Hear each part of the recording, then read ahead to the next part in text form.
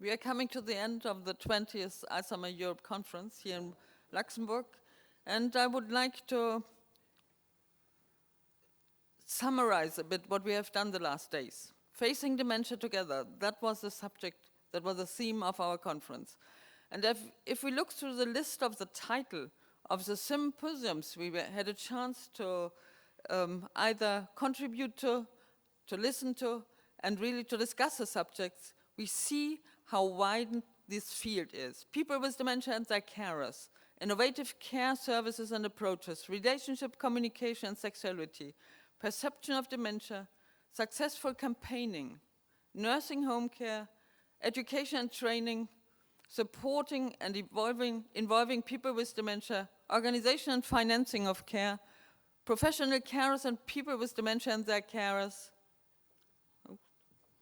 doctors and researchers and people with dementia and their carers, innovative care services and approaches, assistive technology and design, rights and ethics, the international dimension of dementia, non-pharmacological approaches to the management of dementia, screening, diagnosis and treating dementia, national dementia strategies, the dementia community and policymakers.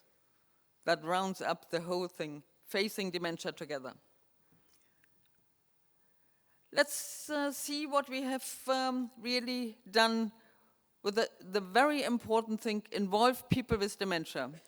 I think that is the wrong title of all this. But we must admit, and we must come back to the last 20 years that we have had. We know that a late diagnosis, what we have had 20 years ago and not far long ago, that others must be advocates for people with dementia because they themselves have their symptoms, but they can't know what diagnosis they have because it was not possible to diagnose it. Early diagnose, what we have had, what we have nowadays, and what we fight for. People with dementia may speak for themselves. They must speak for themselves. And I agree with James, and I apologize that I used in my speech before suffering with dementia. Sorry, James. I will not use that again. Even though I know from my mother and my mother-in-law that they, at their later stage, really suffered. But we have to change the look, and we have learned that from Mr. Rouse as well. Change the look, change really what are the resources and not what are the deficits. And I think also in this situation we have gone some steps, but we can go further on. But we should really always take into account that we fight it more than 20 years.